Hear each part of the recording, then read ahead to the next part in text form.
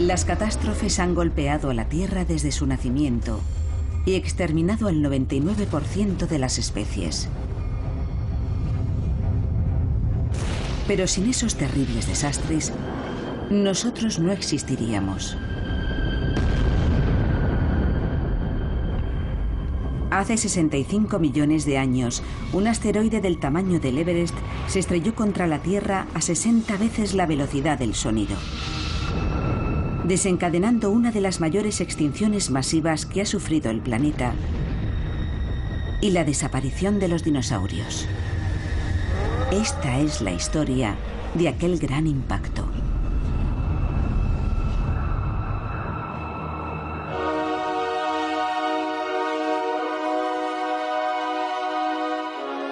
Catástrofe. Impacto cósmico. La Tierra se formó hace 4.500 millones de años. Y en ese espacio de tiempo han ocurrido muchas cosas. Es casi imposible imaginar la inmensa escala temporal de la vida de nuestro planeta.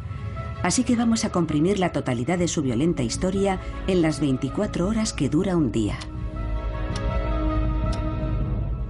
A las 0 horas se formó la Tierra. Y a las 11:38 de la noche sufrió un catastrófico impacto cósmico. Una colisión que lanzó miles de millones de toneladas de escombros al espacio e incendió el planeta, poniendo en marcha una cadena de acontecimientos que acabó con el 70% de las especies, incluidos los dinosaurios. Un evento que cambió el rumbo de la evolución y condujo directamente a la supremacía de los mamíferos y en última instancia de los humanos. Pero ¿cómo sabemos lo que ocurrió? Durante muchos años, los científicos han tratado de dibujar una imagen detallada del día que murieron los dinosaurios.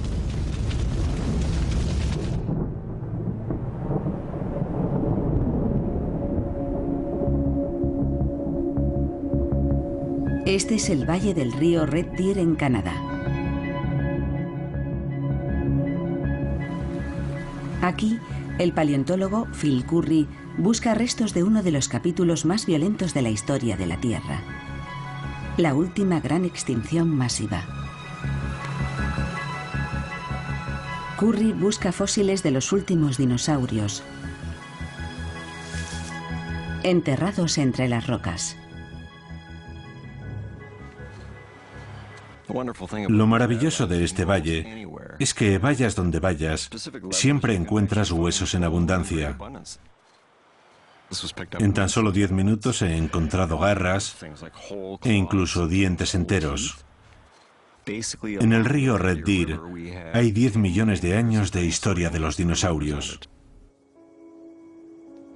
Y en cada nivel encuentras especies diferentes.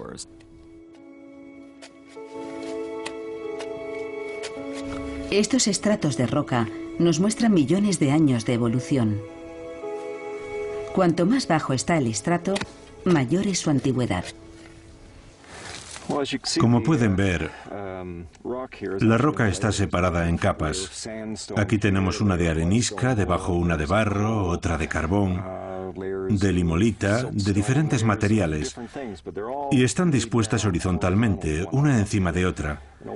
Es como leer un libro empezando por la última página. Cada una de estas capas representa una página de la historia de la Tierra. Muchas de ellas ocultan pistas sobre la muerte de los dinosaurios.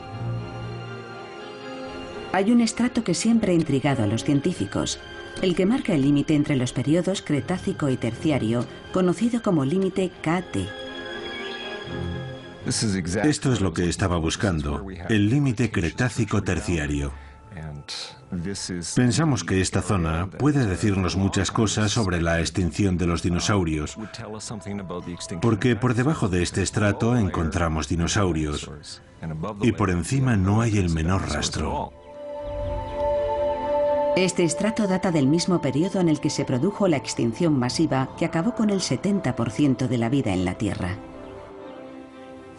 Esta puede ser la pista clave que demuestre que hubo una catástrofe hace 65 millones de años. El estrato que marca el límite KT ha sido encontrado en diferentes lugares de todo el mundo. Por debajo de él hay fósiles de incontables especies, pero por encima ni rastro del 70% de ellas, incluidos los dinosaurios. Nadie podía imaginar qué había causado este exterminio hasta que empezaron a aparecer pistas en el norte de España.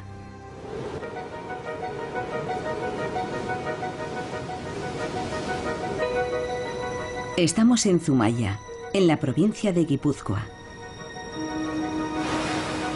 Oculto bajo estas espectaculares formaciones rocosas parece estar el rastro de lo que, según los científicos, borró a los dinosaurios de la faz de la Tierra. Hace casi 30 años, el biólogo Jan Smith llegó a estos mismos acantilados.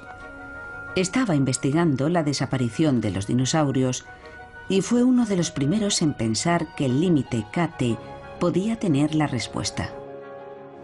Empecé a analizar la composición química de las rocas más cercanas al límite KT.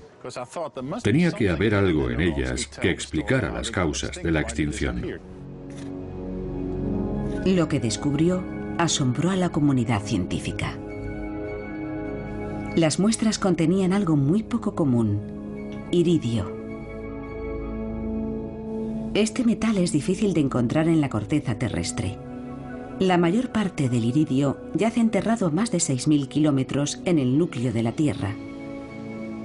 Pero sí se encuentra en meteoritos y asteroides. Una gran cantidad de iridio siempre indica un origen extraterrestre. Tiene que venir del espacio, no de la superficie de la Tierra. Solo había una conclusión posible. Un objeto de dimensiones colosales se había estrellado contra la Tierra.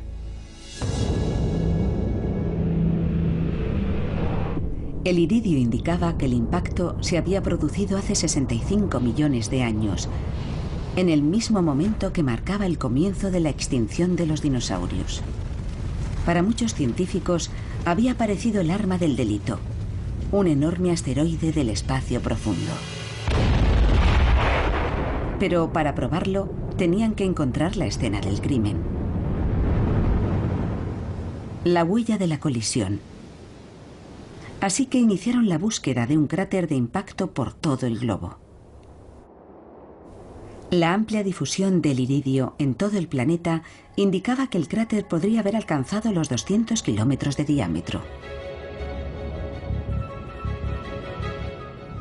El iridio se encuentra en el interior del meteorito. Pero cuando éste se vaporiza, el iridio se esparce por todo el mundo. Da igual donde estés, siempre encuentras la misma cantidad de iridio. No te indica dónde buscar. Los científicos sabían que se había producido una colisión de enormes proporciones. Pero encontrar el emplazamiento exacto del impacto no iba a ser fácil, tras millones de años de erosión. Solo una combinación de suerte y perseverancia podría conducirles hasta el asesino de los dinosaurios. Son las 11:38 de la noche en nuestro reloj terrestre hace 65 millones de años. El 70% de la vida ha desaparecido, incluidos los dinosaurios. El culpable parecía haber sido un asteroide, pero no existían pruebas definitivas de un impacto de la magnitud necesaria para causar tal destrucción. Reconstruir la catástrofe que había llevado a la extinción de los dinosaurios requería encontrar el cráter producido por el impacto. Dan Durda pertenece a la NASA y está especializado en los efectos de impactos cósmicos masivos. ¿Y qué mejor lugar para investigar que este? Uno de los cráteres de impacto más espectaculares del mundo. El cráter Barringer, en Arizona. El impacto que lo creó se produjo hace 50.000 años. El meteorito que se estrelló aquí no alcanzaba los 50 metros de longitud y, sin embargo, excavó un cráter de 1200 metros de diámetro y devastó un área de la extensión de Los Ángeles. Aunque insignificante en comparación con el cráter que debió crear el asteroide del Cretácico terciario, el Barringer demuestra el enorme poder de un impacto cósmico. Si un meteorito del tamaño de una casa puede hacer un cráter de este tamaño, imagínense la devastación que pudo causar el impacto de un asteroide del tamaño del Everest.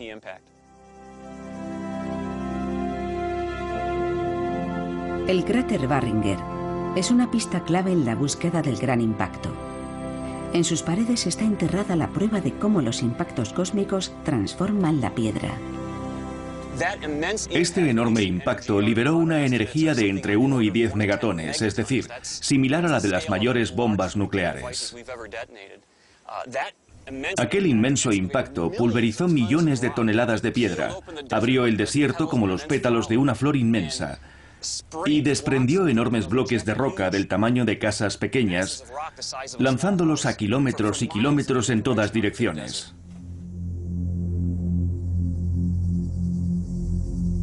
La presión y el calor generados por el impacto transformaron las rocas, pulverizándolas en diminutos granos.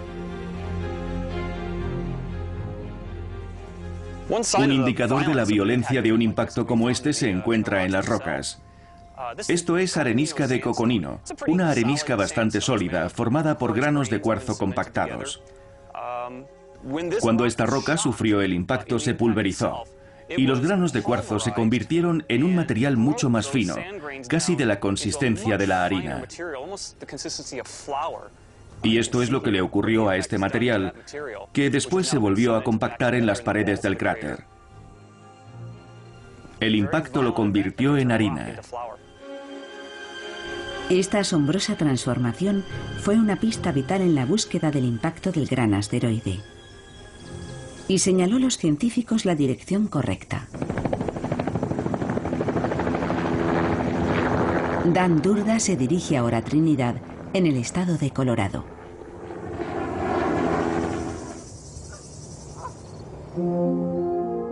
Aquí analizará minerales extraídos del estrato del límite KT. La capa contiene pequeños cristales, similares a los del cráter Barringer, del tamaño de granos de sal. Son de cuarzo, pero si han despertado su interés, es porque algo los pulverizó. En el estrato del límite KT aparece esta fina capa blanca, y en ella encontramos restos no solo de iridio, que es el indicador original de que aquí hay algo extraño, algo extraterrestre. También encontramos cuarzo chocado. El cuarzo chocado se forma cuando el cuarzo es pulverizado por una fuerza extraordinaria a velocidades de miles de kilómetros por hora.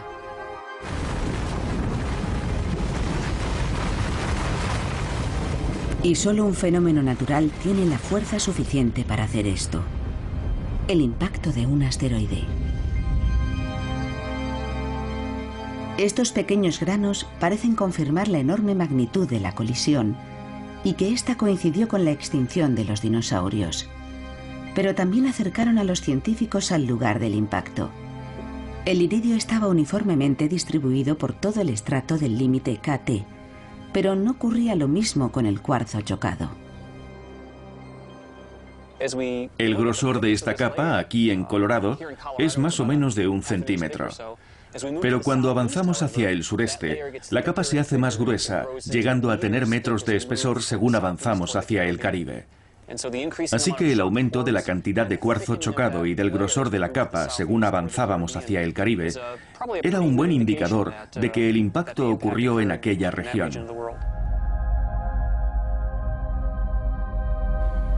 El cuarzo chocado señalaba algún lugar del Caribe como punto probable del impacto, pero los científicos no conseguían encontrar el cráter.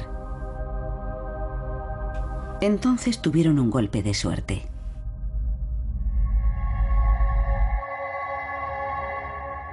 En 1978, la compañía petrolera mexicana Pemex estaba haciendo prospecciones en la península de Yucatán. Los datos geofísicos y los mapas de gravedad mostraron una forma de herradura gigante, enterrada a 1200 metros bajo el fondo marino frente a la costa mexicana. La gigantesca estructura tenía 180 kilómetros de diámetro y 19 de profundidad, y anillos exteriores de hasta 200 kilómetros de diámetro. Tenía círculos concéntricos, como si fuera una diana. Los anillos definen el tamaño de un cráter, y el más grande tenía unos 200 kilómetros. Y ese era el tamaño que, 10 años antes, habíamos calculado que debía tener el cráter. Era enorme y muy antiguo. Reunía todas las características de un cráter de impacto. En las muestras tomadas durante las perforaciones encontramos cuarzo chocado y un alto contenido de iridio. El iridio y el cuarzo chocado coincidían con las muestras del estrato del límite KT. Los científicos estaban convencidos de que habían encontrado lo que buscaban. Pero para estar seguros, querían encontrar pruebas físicas en la superficie. Y lo consiguieron en México, en el interior de una fosa maya de sacrificios humanos.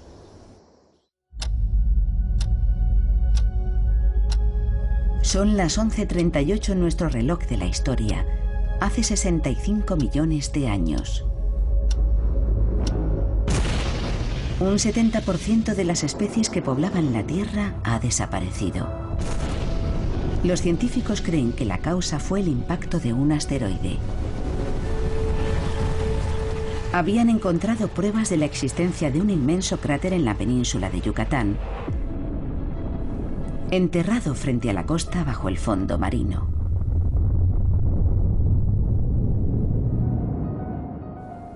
Pero para confirmar que era este el lugar del impacto, necesitaban hallar pruebas físicas en la superficie. Chichén Itzá, México. Hace 1000 años, los mayas adoraban aquí a sus dioses. Pero la tierra sobre la que construyeron sus templos fue modelada por un gran evento 65 millones de años antes.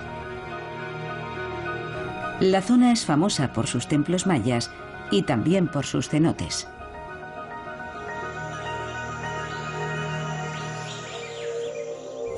La lluvia excava la piedra caliza formando cavernas. Cuanto más grande se hace la caverna, más se debilita su techo. Finalmente se hunde formando el cenote. Para los mayas eran fosas rituales donde hacían sacrificios. Para nosotros, son indicadores que señalan el contorno de un gigantesco cráter de impacto. En 1996, la científica de la NASA, Adriana Ocampo, estableció una conexión entre el impacto y los cenotes, tras constatar que la ubicación de estos era la prueba física de la existencia del cráter. El descubrimiento fue como el desenlace de una novela policíaca, y el anillo de cenotes fue la última pieza del rompecabezas, lo que dio credibilidad a la teoría.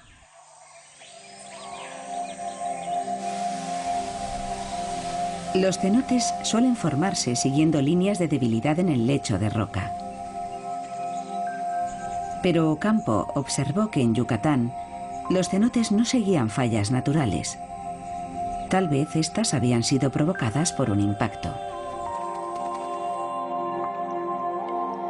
Adriana estudió con detenimiento imágenes por satélite de la península de Yucatán y las comparó con los mapas de la compañía petrolífera.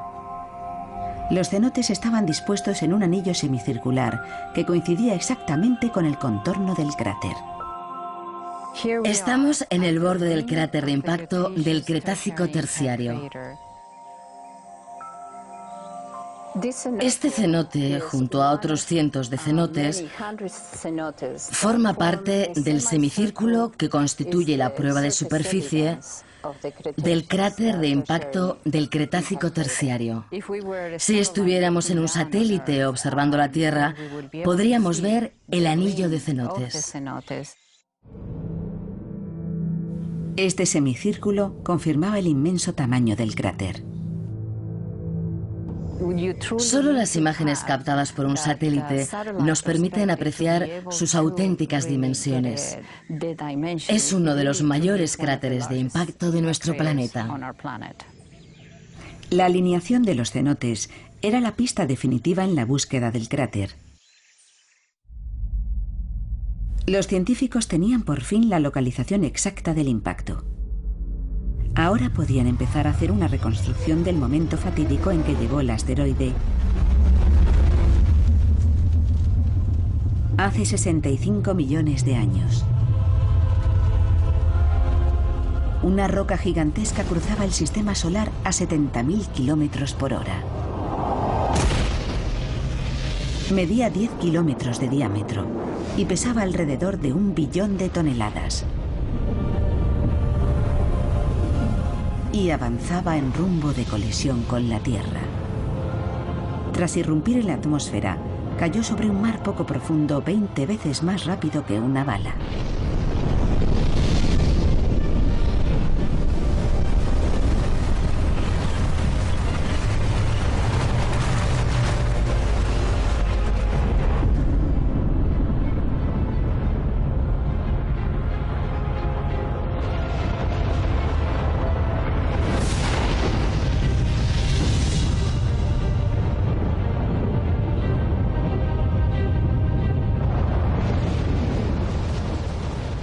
El impacto liberó 6 millones de veces más energía que la erupción del monte Santa Elena en 1980.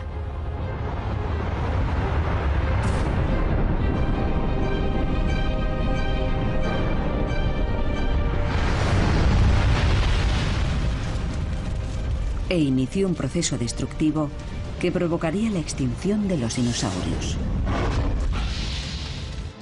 El asteroide era tan gigantesco que cuando impactó contra la Tierra, cuando tocó por primera vez la superficie terrestre, su parte más alta aún estaba a 10.000 metros de altura.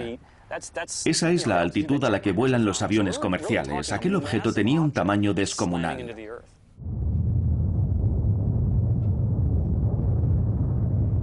En la historia de la Tierra, solo ha habido un impacto mayor. La colisión con el protoplaneta Theia, 4.300 millones de años antes. Una colisión que fue el origen de nuestra Luna.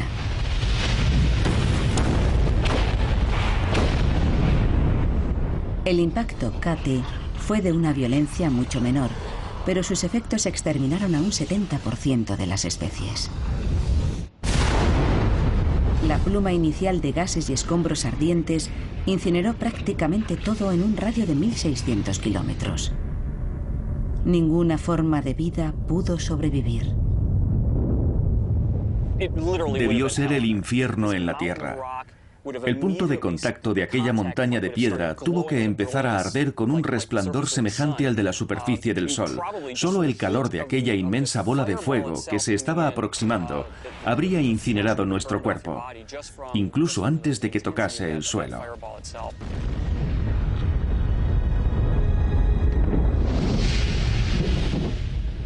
Los científicos han recreado el día de la hecatombe en un laboratorio.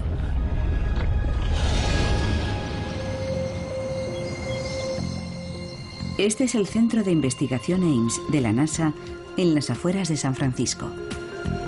El científico Peter Schultz va a recrear el impacto de un asteroide contra una superficie acuática de poca profundidad, semejante al que nos golpeó hace 65 millones de años. Una cubierta de arena representará a la Tierra y una pequeña capa de agua hará las veces del antiguo mar. Estamos intentando recrear un océano poco profundo, cubriendo la Tierra con una capa de agua superficial para simular el impacto ocurrido en Yucatán hace 65 millones de años. Para simular el impacto, utilizará el cañón vertical Ames, capaz de disparar un proyectil a casi 30.000 kilómetros por hora. Nuestra intención es estudiar cómo llega y estalla al producirse el impacto. Será interesante.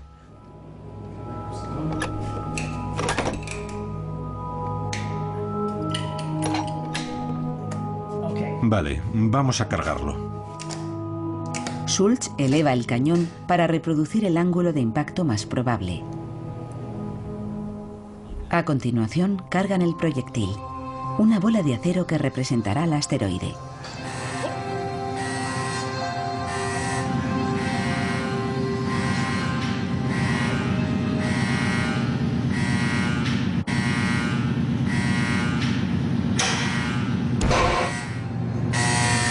Fantástico. Vale. Vamos, veamos qué ha pasado. Es vital examinar el impacto con todo detalle. Todo ha ocurrido demasiado rápido para ser apreciado por el ojo humano, pero no para las cámaras de altísima velocidad.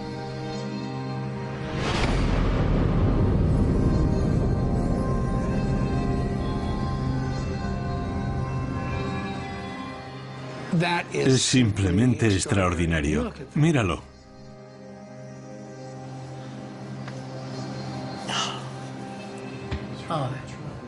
Bien, vamos a ver todo el proceso. Vamos a pasarlo muy despacio. Rebobinamos y ahí está, es maravilloso. ¡Boom! Ha venido desde esta dirección. Esto es vapor que se expande y calienta la atmósfera hasta casi hacerla arder. Desprende casi tanto calor como la superficie del Sol. Es muy intenso. Esta parte habría durado varios segundos. Después la energía se habría transmitido hacia abajo y el cráter habría empezado a formarse. El efecto del impacto asombra incluso a Schultz. Si nos imaginamos que esto es la Tierra y esta es nuestra atmósfera y estuviéramos volando en un avión hace 65 millones de años, estaríamos a una altura inferior al grosor de mi uña. La simulación muestra el patrón de proyección de escombros. El proyectil ha hecho saltar por los aires kilos de arena y agua. Hace 65 millones de años, el asteroide debió expulsar miles de millones de toneladas. Estamos hablando de unos 500.000 millones de toneladas. Hemos visto en el experimento que el impacto producía salpicaduras, pero imaginemos que son del tamaño de edificios e incluso más grandes, como pequeñas ciudades. El material expulsado llegó a alcanzar los 40.000 kilómetros por hora. Algunos de esos escombros debieron superar la velocidad de escape de la Tierra. Habrían ido demasiado rápido para que ésta pudiera retenerlos, e incluso podrían haber acabado en la Luna. Es posible que parte de esos materiales acabara en la Luna. Los efectos inmediatos fueron devastadores. En el punto de impacto, la temperatura alcanzó los 9.000 grados centígrados, fundiendo las rocas circundantes y lanzando proyectiles incandescentes a velocidades supersónicas. A continuación, se produjo una gigantesca onda expansiva. Vientos ardientes de 3.000 kilómetros por hora incineraron todo a su paso. Era el infierno en la Tierra. Y sus habitantes no tenían dónde esconderse.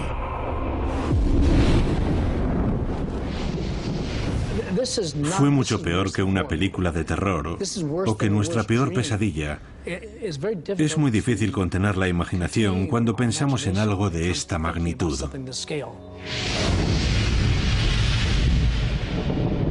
El impacto inicial había pasado, pero sus consecuencias acababan de empezar. El asteroide había caído en el mar, provocando un inmenso maremoto, uno de los mayores que ha visto la Tierra.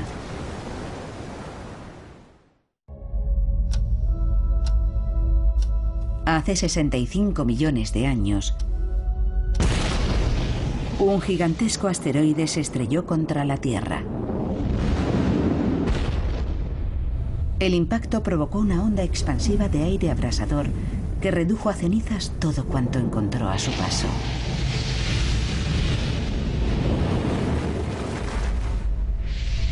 Pero esto no era más que el principio. El asteroide cayó sobre el mar, generando un tsunami gigante. La recreación de Peter Schultz muestra en miniatura lo que sucedió a continuación. La onda expansiva del impacto desplaza una gran cantidad de agua y crea una gigantesca ola que es el principio de un tsunami. Un tsunami que habría avanzado a toda velocidad por el Golfo de México y se habría estrellado contra las costas de Alabama, Georgia, toda la región y todo el oeste de México.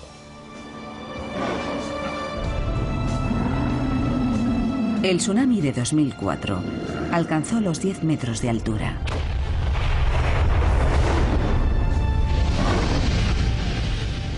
El de hace 65 millones de años debió ser 10 veces más alto y miles de veces más destructivo.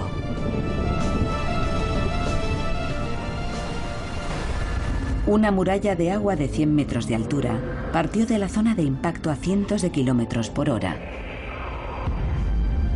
Primero había sido una inmensa bola de fuego. Después una onda expansiva. Y ahora un mega tsunami. Nada pudo sobrevivir en miles de kilómetros a la redonda. Pero muy lejos de su radio de alcance, literalmente al otro lado de la Tierra, los dinosaurios se extinguieron. Algo no encajaba. A menos que las consecuencias del impacto hubieran tenido un alcance aún mayor del esperado. Dan Durga, en Colorado, ha desenterrado una pista microscópica que podría explicar cómo el impacto desencadenó una catástrofe global. En este estrato, además del iridio y el cuarzo chocado, también hay pequeñas partículas de hollín, incluso de carbonilla, y este hollín está presente en todo el estrato y en todo el planeta. Si pensamos en la cantidad total de hollín que se encuentra en el límite KT en todo el mundo, estaríamos hablando de unos 70.000 millones de toneladas. Lo que equivaldría a decir que toda la vegetación de la Tierra se incendió a la vez. Esta capa de hollín que se encuentra en el límite KT en todo el mundo solo puede significar una cosa: un infierno global. Pero ¿cómo puede incendiarse todo un planeta?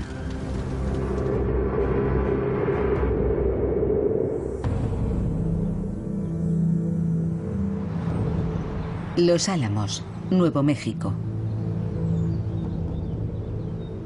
En este lugar, donde nació la bomba atómica, la científica Kathy Plesko estudia hoy una explosión mucho mayor. Aquí, en la División de Física Aplicada, Plesko y su equipo utilizan superordenadores para estudiar cómo un impacto cósmico pudo incendiar todo un planeta. Su simulación muestra por primera vez cómo la Tierra estalló en llamas. El impacto lanzó por los aires más de 500.000 millones de toneladas de escombros. Gran parte llega a las capas superiores de la atmósfera e incluso llega a orbitar en el espacio brevemente, para después caer a la superficie de la Tierra en otros lugares. Los escombros volvieron a entrar en la atmósfera y al volver a caer, como ocurre cuando vemos una lluvia de estrellas, comenzaron a calentarse a causa de la enorme fricción. Pero eran tan numerosos que debieron calentar toda la atmósfera, provocando incendios en los bosques por combustión espontánea en la cara opuesta del globo. 4 horas después del impacto, miles de millones de toneladas de escombros incandescentes llovieron sobre la Tierra, cubriendo el planeta de rocas ardientes y quemándolo todo. El mundo entero ardió en llamas. Lejos de la zona de impacto, muchos de los animales que habían sobrevivido a la onda expansiva murieron incinerados.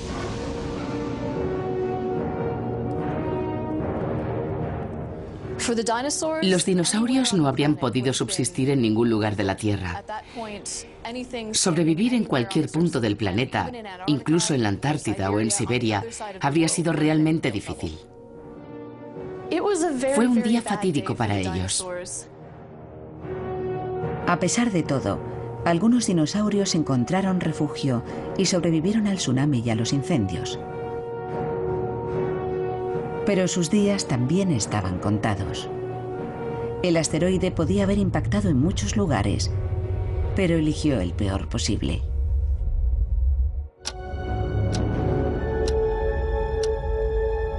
Son las 11:38 en el reloj de la historia. Hace 65 millones de años, un asteroide gigante se estrelló en el mar frente a la costa de México. El impacto, el tsunami y los incendios globales que lo siguieron aniquilaron a casi todas las especies del planeta.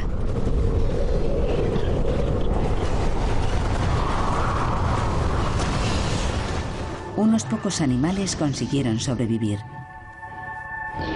pero ahora tenían que enfrentarse a una amenaza aún mayor: un repentino y mortífero cambio climático. El impacto lanzó a la atmósfera una gran cantidad de cenizas, escombros y polvo, creando una densa capa que bloqueó la luz del sol entre 2 y 6 meses. No se podía ver nada. Durante 6 meses no podrías haberte visto la mano delante de la cara. Visto desde la Luna, aquello habría parecido la más terrorífica película de ciencia ficción. La Tierra ya no parecería el planeta azul, más bien parecería el planeta gris.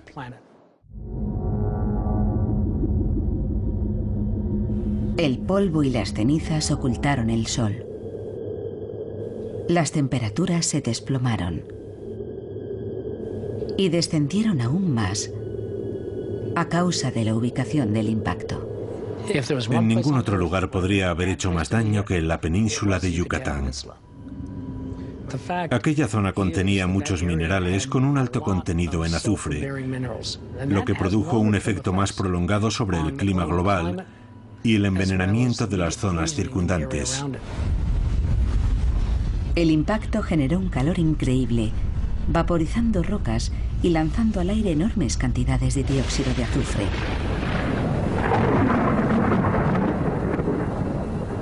El gas se mezcló en la atmósfera con vapor de agua, formando diminutas gotas de ácido sulfúrico, lo que provocó un nuevo desastre.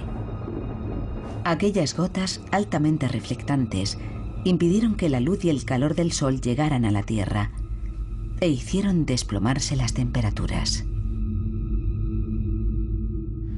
Al principio, todo aquel polvo subió a la atmósfera y bloqueó la luz del sol. Más tarde volvió a caer debido a su mayor densidad, pero el dióxido de azufre permaneció en las capas superiores, reflejando la luz del sol y enfriando el planeta, lo que prolongó aquel terrible invierno alrededor de un par de años. Las temperaturas descendieron unos 5 grados centígrados. Los bosques destruidos por los incendios empezaron a regenerarse. Finalmente, el dióxido de azufre cayó a la Tierra y las temperaturas volvieron a la normalidad. Pero no sin pagar un alto precio. El dióxido de azufre retornó en forma de lluvia ácida. Tras un invierno de 6 meses sin ver la luz, por fin el sol volvió a aparecer. Las pobres plantas debieron pensar: por fin podremos germinar y crecer. Y entonces cayó el dióxido de azufre en forma de lluvia ácida, quemando todas las hojas. La cadena alimenticia se rompió. Los pocos animales que habían sobrevivido al impacto, el tsunami, los incendios y el desplome de las temperaturas empezaron a morir de hambre. Y las consecuencias del impacto siguieron manifestándose. El enfriamiento global dio paso al calentamiento global. Las rocas que pulverizó el asteroide, además de azufre, contenían dióxido de carbono. Y vaporizadas por el impacto, liberaron miles de millones de toneladas de este gas de efecto invernadero, el equivalente a 3000 años de las emisiones actuales de combustibles fósiles. El dióxido de carbono fue el último efecto del impacto, un efecto que se prolongó durante siglos, calentando el planeta en lugar de enfriarlo. El clima se recalentó y no volvió a recuperar los valores normales hasta varios siglos después del impacto. Los efectos del exceso de CO2 fueron devastadores. Las temperaturas se elevaron 10 grados centígrados durante los 100 años siguientes. Un calentamiento global acelerado. El ecosistema sufrió daños a una escala que ni siquiera hoy podríamos imaginar. Y no fue tan solo un mal verano. Fueron cientos de años devastadores. Las temperaturas se dispararon. Y gran parte de la superficie terrestre se convirtió en un desierto abrasador. La vegetación murió.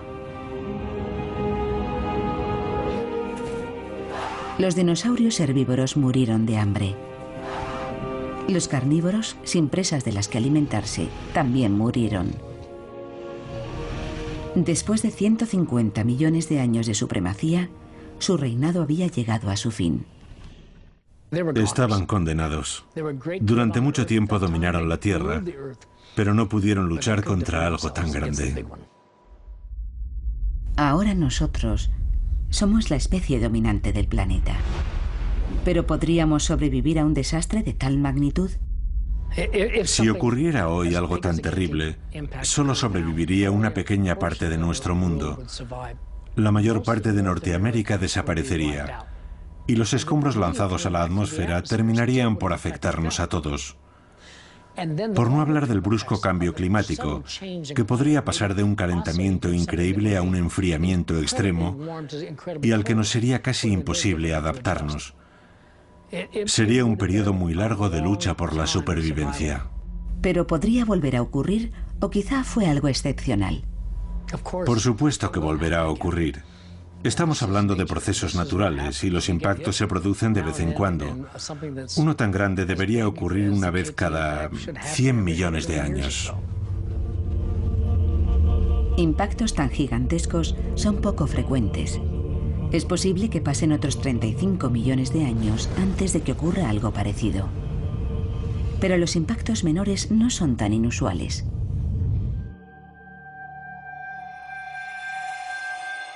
Hace 50.000 años, un meteorito de apenas 50 metros creó el cráter Barringer, devastando un área de la extensión de Los Ángeles. Y en 1908, el bólido de Tunguska destruyó un área de más de 2.000 kilómetros cuadrados. Aproximadamente cada 100 años se produce un impacto como este, así que el próximo no debería tardar mucho.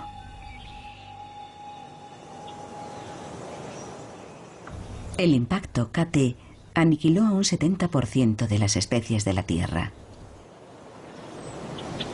Pero a pesar de tanta destrucción, la vida siguió adelante. Unas pocas especies sobrevivieron y prosperaron, y finalmente evolucionaron hasta llegar a nosotros. Hace 65 millones de años, un asteroide se estrelló contra la Tierra, poniendo en marcha una cadena de acontecimientos que acabó con el 70% de las especies, incluidos los dinosaurios.